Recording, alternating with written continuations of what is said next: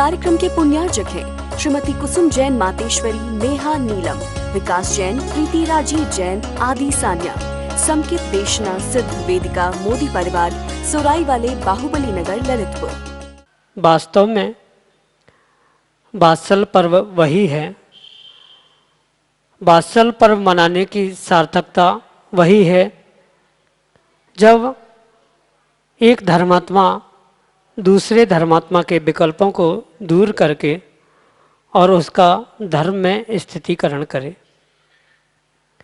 ऐसा वह वात्सल पर्व जहाँ पर पूर्व निर्ग्रंथों ने अनन्य उपकार किए और उन्होंने धर्मात्माओं पर आने वाले उन विकल्पों को दूर करके उनको धर्म में स्थिर किया।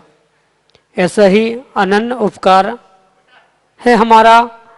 अनन्य उपकार हमारे ऊपर है कि परम पूज्य मुनिश्री सुप्रभ सागर जी महाराज प्रतिदिन हमारे मन में उठने वाले उन अनेकानेक समीचीन विकल्पों को शांत करके और हमारे लिए निर्विकल्प बनाने का पुरुषार्थ कर रहे हैं।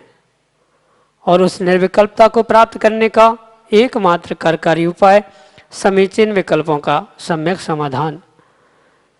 देश के विभिन्न प्रांतों से अनेकानेक समीचीन विकल्प हमें यहाँ प्रतिदिन प्राप्त हो रहे हैं और परम पूज्य मुनिश्री उनका आगमुक्त विधि से हम सबको सम्यक समाधान प्रदान कर रहे हैं। प्रारंभ करते हैं आज का सम्यक समाधान। और आज का पहला विकल्प आष्टा मध्य प्रदेश से अनन्य गुरु भक्त परिवार डॉक्टर मगन जैन, श्रीमती चंदा जैन परम पूज्य गुरुवर के चरणों में बारंबार नमोस्तु निवेदित करते हुए अपना समीचीन विकल्प रख रहे हैं कि महाराज जी सम्यक्त की क्रिया और सम्यकता चरण चारित्र किसे कहते हैं। हमारे समीचीन विकल्प का सम्यक समाधान करने की अनुकंपा करें। नमोस्तु महाराज जी, नमोस्तु। जो 25 क्रियाओं का वर्णन आता है, उन 25 क्रियाओं में पहली क्रिया आचार्य भगवंत सम्यक्त की क्रिया कहते हैं। ये सम्यक्त की क्रिया और जो सम्यक्त्वाचरण चारित्र है, इसमें बहुत अंतर है। जो सम्यक्त को प्राप्त करने के उपरांत जो उस सम्यक्त के अनुरूप जो सम्यक दृष्टि जीव आचरण कर रहा है, जैसे सप्तव्यसन का त्याग करना, साथ साथ रात्रि भोजन का त्याग कर लेना, अभक्ष का त्याग कर लेना आदि रूप जो भी वह अपने जीवन में आचरण में ला रहा है, वह उसके सम्यक्त प्राप्त करने के उपरांत जो उसकी वह आचरण की क्रिया या चारित्र की क्रिया चल रही है, आगम में उसे ही सम्यक्त्वाचरण चारित्र कहा है। साथ में जो सम्यक की क्रिया कही है वह इस प्रकार से समझने योग्य होगी कि जहाँ उस सम्यक दर्शन को भले ही जीव ने प्राप्त नहीं किया है, क्वचित कदाचित सम्यक को प्राप्त करने के लिए पुरुषार्थ कर रहा है या किसी सम्यक दृष्टि जीव की अनुमोदना कर रहा है, आदि आदि किसी भी प्रकार से सम्यक्त की कृत कारित अनुमोदना से जो जीव वह कार्य कर रहा है वह सम्यक्त की क्रिया है। पर सम्यक्त्वाचरण चारित्र वही जीव प्राप्त कर सकता है जिसने सम्यक दर्शन को प्रकट कर लिया है। कहने का तात्पर्य इतना ही है कि सम्यक दर्शन प्रकट होने के बाद जो उस श्रावक की क्रिया है वह उसका सम्यक्त्वाचरण चारित्र है और सम्यक्त के भले ही अभाव में सम्यक्त क्रियाओं की अनुमोदना भी करने वाला या सम्यक को प्राप्त करने का पुरुषार्थ करने वाला या सम्यक प्रकट होने के बाद वह सम्यक्त रूपी क्रियाओं को यानी प्रत्येक क्रिया में सम्यकपना लाते हुए कार्य करना, ये सम्यक क्रिया कही गई है या सम्यक की क्रिया कही गई है। इसलिए दोनों में बहुत सूक्ष्मता से थोड़ा सा ही अंतर है, पर अंतर जरूर है। एक चारित्र रूप ग्रहण करने में आता है, वह रात्रि भोजन, अभक्ष, सप्तव्यसन आदि के त्याग रूप होता है और सम्यक्त की क्रिया जरूरी नहीं है ये आचरण रूप हो, वह कृतकारित अनुमोदना से भी उसको प्राप्त करने वाला, सम्यक्त प्राप्त करने का पुरुषार्थ करने वाला आदि उस क्रिया को सम्यक्त की क्रिया आचार्य भगवान ने कही है। यही आपके लिए सम्यक समाधान। मनोरमा गांधी हैदराबाद से अगले समीचीन विकल्प के लिए ऑडियो मैसेज के रूप में हमारे सामने। मैं मनोरमा गांधी हैदराबाद से, मेरा समीचीन विकल्प है कि जीवन में आयु बंध के 8 अपकर्ष काल आते हैं। हमें कुछ पता नहीं है कि हमारी आयु कितनी है, कितनी निकल चुकी है, अपकर्ष काल कितने आए हैं, कितने नहीं आए हैं। ऐसी परिस्थिति में हम हर घड़ी किस प्रकार सावधान रह सकें कि हम खोटी आयु के बंध से बच सकें, कुछ छोटे छोटे सूत्र बताइए तथा आयु बंध और गति बंध में अंतर स्पष्ट कीजिए। नमोस्तु महाराज जी, नमोस्तु नमोस्तु। आयु कर्म कर्म की मूल प्रकृति है और गति वह नाम कर्म की उत्तर प्रकृति है, जो एक निर्धारित समय के लिए किसी गति या स्थान में बांध के रखता है, उसे आयु कर्म का। और नाम कर्म के निमित्त से जो उस स्थिति यानी उस आयु के साथ जो जीव को उन 4 गतियों में से गति को प्राप्त करने के लिए जो निमित्त या कारण बनते हैं, ऐसे उस स्थिति के समय वह गतिबंध होता है। कहने का तात्पर्य इतना सा है कि जीवन में मात्र जीव 8 आयु के अपकर्ष काल में ही आयु कर्म का आश्रयबंध करता है। शेष जो प्रति समय जीव को 7 कर्मों का आश्रयबंध हो रहा है, उसमें से नाम कर्म की वह आयु जो नाम कर्म की गति नाम की उत्तर प्रकृति है, उसका भी जीव प्रति समय आश्रयबंध कर सकता है। उसमें कोई भी दुराह नहीं है, कोई भी विकल्प नहीं है। पर यह भी परम सत्य है कि जीव को उस आयु कर्म के 8 अपकर्ष काल कब आते हैं, कब नहीं आते, कब कितने आ चुके या आयु का बंध हो चुका कि नहीं हो चुका, ऐसा कोई भी गणित या कोई थर्मामीटर जीवों के पास नहीं है कि जिसके द्वारा पहचाना जाए कि 2 घंटे बाद अपकर्षण काल आने वाला है या हमारा पहला अपकर्षण काल आ चुका। ऐसा कोई भी निर्णायक प्रमाण हमारे पास नहीं है। इसलिए बहुत अच्छी बात तो हमें यही करनी होगी कि प्रतिपल प्रति समय हमें इस सूत्र को जीवन में उतारना होगा कि माँ आश्रव जारी है।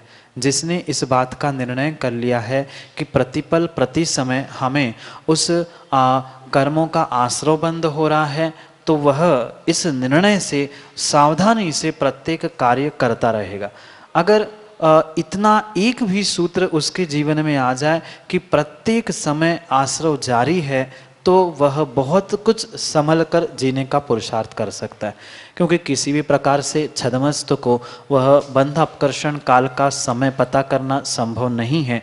इसलिए ये सूत्र कि आश्रय का आना या कर्मों का आश्रय होना प्रति समय प्रतिपल जारी है, किसी भी समय पे हमें शुभ या अशुभ गति के, शुभ या अशुभ आयु का आश्रय हो सकता है। ये निर्णय जिसके पास है वह प्रत्येक समय प्रत्येक क्षण संभल के रहता है, सोच समझकर विचार करके ही जीवन को यापन करता है। मन वचन काय की प्रवृत्ति भी बिल्कुल सोच समझ कर करता है।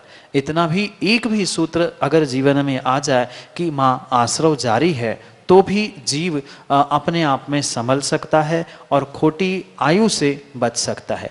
आयु और गति में मुख्य रूप से यही अंतर है।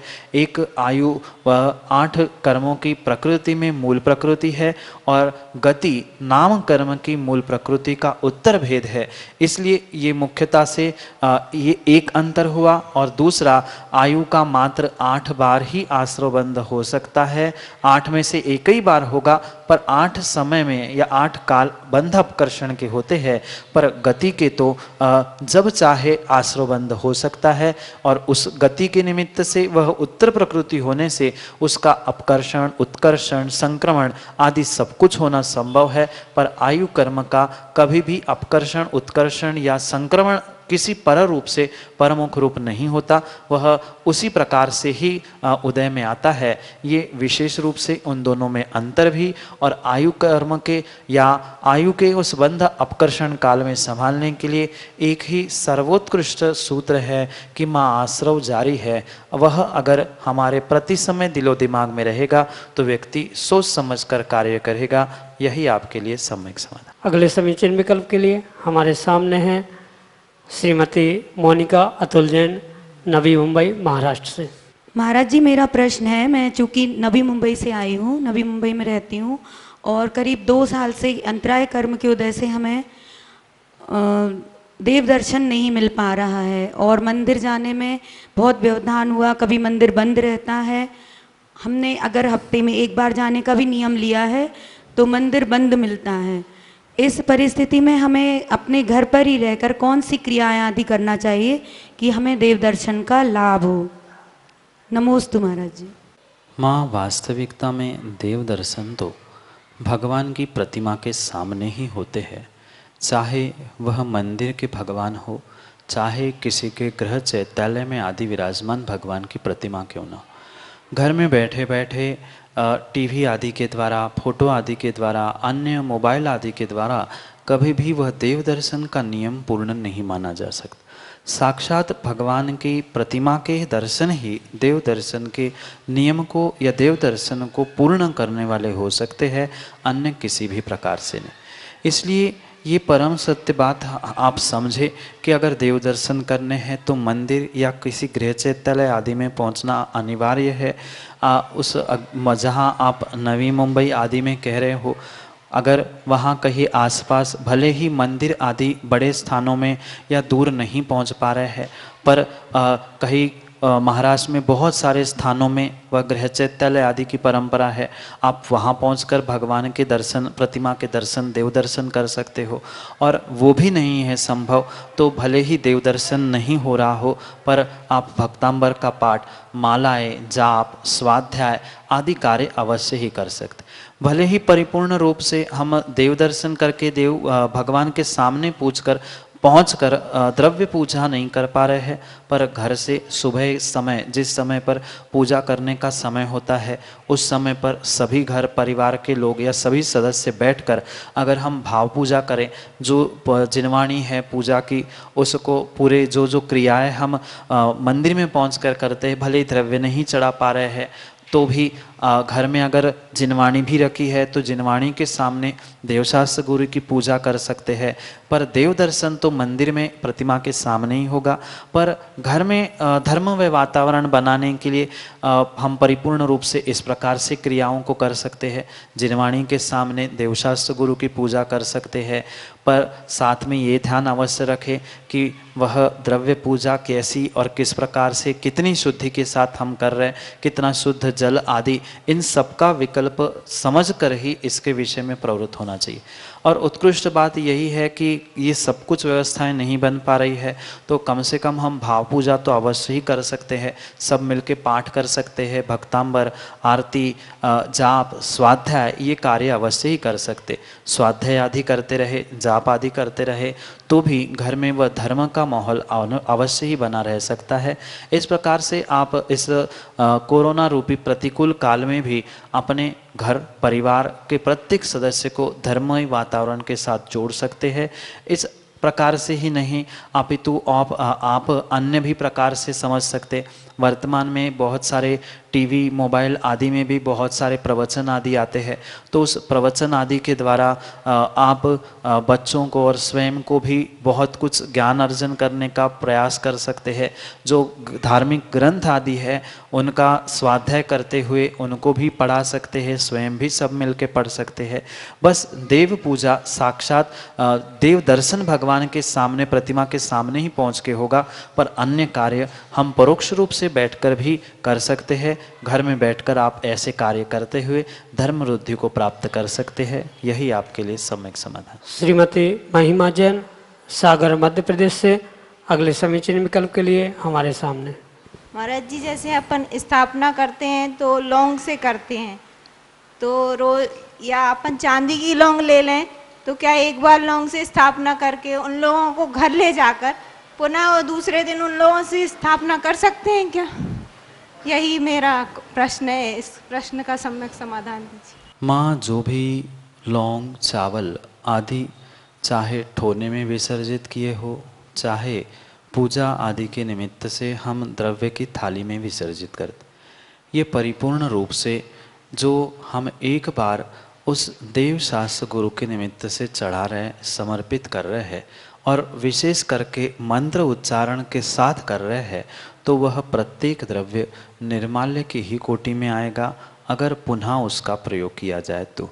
क्योंकि जो एक बार देव शास्त्र गुरु के लिए चढ़ाया गया है वह परिपूर्ण रूप से चढ़ाया ही गया है, चाहे वह पीले चावल हो, चाहे सामान्य लौंग हो, चाहे वह चांदी की लौंग आदि क्यों ना हो।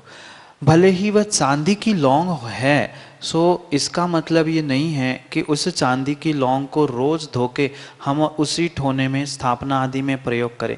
फिर ऐसे चांदी के द्रव्य का प्रयोग ही क्यों करना जिसको समर्पित करते हुए हमें लोभ लालच सता रही है। क्योंकि आचार्य भगवंतों का स्पष्ट कहना है कि पूजा मात्र और मात्र श्रावक को इसलिए करनी चाहिए कि जो उसकी लोभ कषाय है उस लोभ कषाय का विसर्जन करने के लिए उत्कृष्ट से उत्कृष्ट सामग्री से पूजा करने का विधान आगम में लिखा गया है।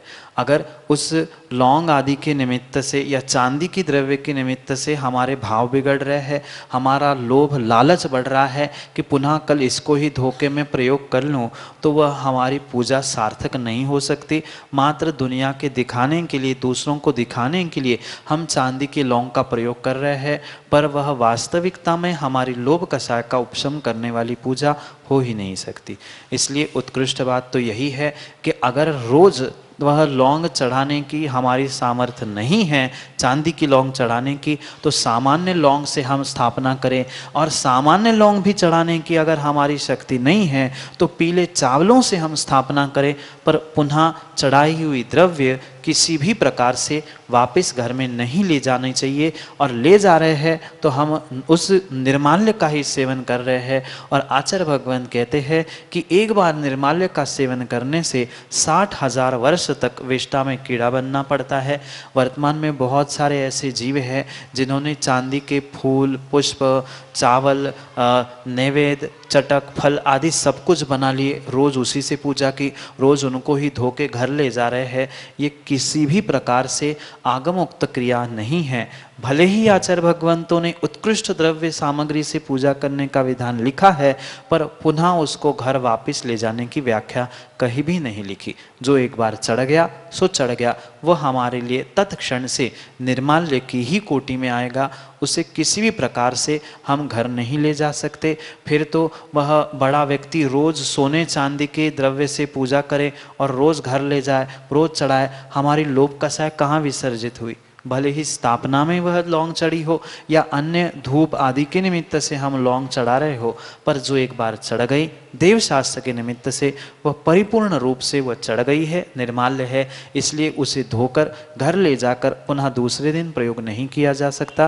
क्योंकि निर्माल्य पहली तो बात घर नहीं ले जा सकते, और निर्माल्य दूसरी बात पुनः चढ़ा भी नहीं सकते। जब हाथ नहीं लगा सकते, हम प्रयोग नहीं कर सकते, तो वह निर्माल्य पुनः भगवान को कैसे चढ़ा सकते हैं। इसलिए वह चांदी की द्रव्य जो चढ़ी है वह निर्माल्य है और उसका दूसरी बार प्रयोग नहीं किया जा सकता। वह आगम के परिप्रेक्ष्य में यही आपके लिए सम्यक समाधान। अगले समीचीन विकल्प के लिए हमारे सामने है अमरावती महाराष्ट्र से अनन्य गुरुभक्त रविंद्र गहानकर अपने समीचीन विकल्प के साथ। महाराज जी, आप हमेशा बोलते हैं जो होता है वो अच्छे के लिए होता है, लेकिन वह समय आने के लिए, यानी अच्छा समय आने के लिए समय क्यों लगता है? नमोस्तु महाराज। रविंद्र जी, ये परम सत्य है कि जीवन में जो होता है अच्छे के लिए होता है। इस सूत्र को अगर व्यक्ति आत्मसात नहीं करेगा तो प्रतिक्षण प्रति समय संक्लिष्टता से ही जिएगा। ये भी उतना ही परम सत्य है कि जो भी कार्य होता है अपने समय पर ही होता है। जैसे कहते हैं कि भाग्य से पहले, भाग्य से ज़्यादा और समय के पहले कभी भी किसी को कुछ नहीं मिलता। व्यक्ति जो जो कार्य पिछले पर्यायों में, पिछले भवों में, पिछले दिनों में करके आया है, उसका ही उसे वर्तमान में प्रतिफल मिलता है। और वह कभी अच्छा, कभी बुरा, कभी बहुत बुरा इस प्रकार से प्राप्त हो सकता है। पर उन बुरे दिनों में, बुरे फलों में अगर हम यही सोचते रहे कि ऐसा मेरे साथ क्यों हुआ, मैं ही ऐसा हूँ जो मुझे दुख मिलता है, तो जो हमें पिछले पर्यायों में, पिछले दिनों में हमने गलती करके दुख को आमंत्रित किया है, पुनः उसी विषय को सोचते हुए हम पुनः संक्लेशित होंगे या उन दुखों के निमित्त से पुनः संक्लेशता को प्राप्त करेंगे, तो पक्का मानना आने वाले समय के लिए हम पुनः दुख और संक्लेशता ही अपने लिए प्राप्त कर रहे हैं और कुछ नहीं है। जब ऐसे विपरीत दिन आते हैं, विपरीत घटनाएं हमारे साथ घटती है, तब आचार्य भगवान कहते हैं, तब इस सूत्र को हमें दिमाग में रखना होगा कि जो होता है अच्छे के लिए होता है और जो होगा वो भी अच्छे के लिए होगा। अगर ऐसी पॉजिटिव सोच व्यक्ति जीवन में नहीं बनाएगा तो प्रत्येक उस नेगेटिव कार्य में आपकी सोच भी नेगेटिव होगी और आपका कार्य भी उस नेगेटिव सोच के कारण, विपरीत सोच के कारण बनता भी होगा तो भी बिगड़ जाएगा। आप स्वयं अनुभव करके देखना कि अगर बिगड़ा हुआ काम है और आप ये निर्णय करके सोचो कि नहीं ये अच्छे के लिए हुआ है, इससे भी कुछ और अच्छा हमारा होने वाला है, ये अगर निर्णय करके आप चलोगे तो पक्का जीवन में अच्छा अच्छा ही होता हुआ आपने देखा भी है और भी आने वाले समय में देखो। भले ही कुछ कार्यों के लिए आपको लग रहा है कि इन कार्य होने में, ये कार्य अच्छे होने में मुझे समय लग रहा है, या अच्छा कार्य होने के लिए अभी अच्छा समय क्यों नहीं आ रहा है, ये परम सत्य है, क्योंकि वह समय भी समय पे ही आता है, असमय पे कोई भी काम होता ही नहीं है। ये सूत्र जो जीवन में और प्रवचन में मैं हमेशा ही प्रयोग करता हूँ कि समय पे किया गया काम समय को दिलाता है। हम कहीं ना कहीं समय में गड़बड़ कर रहे हैं, कहीं ना कहीं अपने कार्य करने में, भावों में, विशुद्धि में गड़बड़ कर रहे हैं, इसलिए वह अच्छा समय हमारे समय पे काम पे नहीं आ रहा है। ऐसा नहीं है कि अच्छा समय मेरे जीवन में नहीं आएगा, पहले भी कई बार अच्छा समय आ चुका और आने वाले भी समय में अच्छा समय अवश्य आएगा, पर उस अच्छे समय को प्राप्त करने के लिए सबसे पहले हमें अच्छे भावों को, क्योंकि समय का अर्थ मात्र काल नहीं है, समय का अर्थ आत्मा, भाव, परिणाम, आगम आदि भी है। अगर अच्छे समय को, अच्छे भावों को हम प्राप्त करेंगे तो नियम से काल रूपी समय भी हमारे जीवन में अच्छा होगा। पर उन बुरे दिनों में अगर संक्लेशता करेंगे, ऐसा क्यों, अच्छे दिन कब आएंगे, कभी आएंगे कि भी नहीं, ऐसा ही सोचते रहेंगे तो कभी भी जीवन में अच्छे दिन आ ही नहीं सकते, अच्छा समय आ ही नहीं सकता। उन विपरीत दिनों में, विपरीत कार्यों में, विपरीत घटनाओं में भी अगर ये सूत्र हम हमेशा दिमाग में रखेंगे, जो हुआ है वह अच्छे के लिए हुआ है और भी कुछ अच्छा होने वाला है। क्या होने वाला है ना आपको ज्ञात है ना हमें ज्ञात है, वो तो केवली के ज्ञान में झलका है। उनके ज्ञान में जब जैसा जो झलका है वह आपका होना ही है। पर अगर हम उसके बारे में अच्छा सोचेंगे तो कुछ दिन बाद आने वाला अच्छा समय बहुत जल्दी भी आ सकता है। उसके लिए जल्दी अच्छे समय के लिए अच्छे समय का पुरुषार्थ करने की, यानी अच्छे परिणामों की, अच्छी भावों का पुरुषार्थ करने की आवश्यकता है। अच्छे समय, अच्छे भाव, अच्छे पुरुषार्थ के साथ आप पुरुषार्थ करोगे तो आपका अच्छा समय भी बहुत जल्दी ही आ जाएगा, क्योंकि आपने अनुभव किया है। मैं तो और भी आपको आपके जीवन के कई सारे दृष्टांतों से बता सकता हूँ कि जो थोड़ा सा किसी भी कार्य में विलंब हुआ, 2 महीने बाद आपको ही अनुभव में आया बहुत अच्छा हुआ, अगर जल्दबाजी में ये कार्य करते तो पछताना पड़ता। आपने किया अनुभव, तो ऐसे ही आगे भी अनुभव करते रहना। गुरु की आशीष पे और स्वयं के पुरुषार्थ पे, समय पे विश्वास रखना। सबके दिन एक से नहीं होते, सबका दिन भी और सबके दिन भी एक से नहीं होते, पर समय का काम भी, पुरुषार्थ भी करना आवश्यक है, क्योंकि समय पे किया गया काम समय को दिलाता है।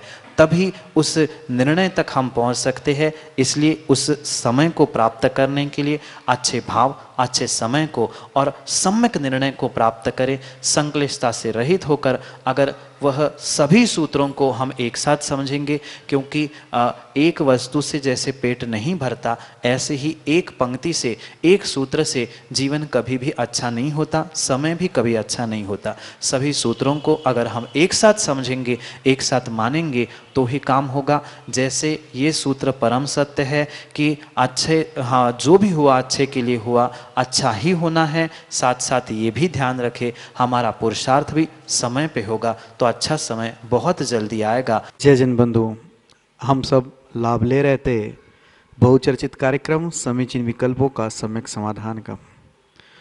आप लोगों से एक सूचना, एक रिक्वेस्ट, जल्द ही पर्युषण पर्व शुरू होने वाला है और पर्युषण पर्व में मोराजी सागर से समय सारोपासक संस्कार शिविर का आयोजन किया जाएगा।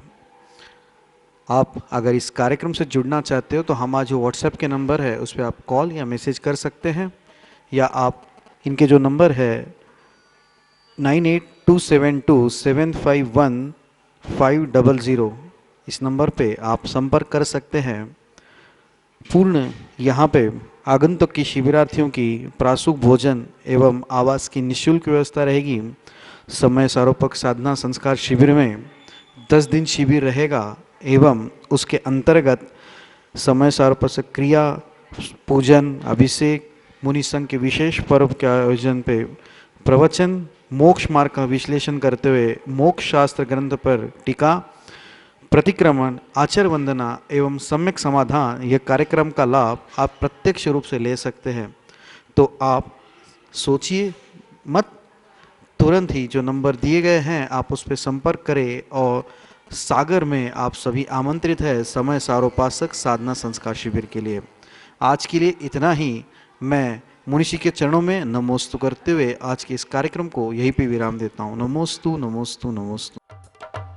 इस कार्यक्रम के पुण्यार्चक हैं श्रीमती कुसुम जैन मातेश्वरी, नेहा नीलम, विकास जैन, प्रीति राजी जैन, आदि सान्या, समकित देशना सिद्ध वेदिका मोदी परिवार, सोराई वाले, बाहुबली नगर, ललितपुर।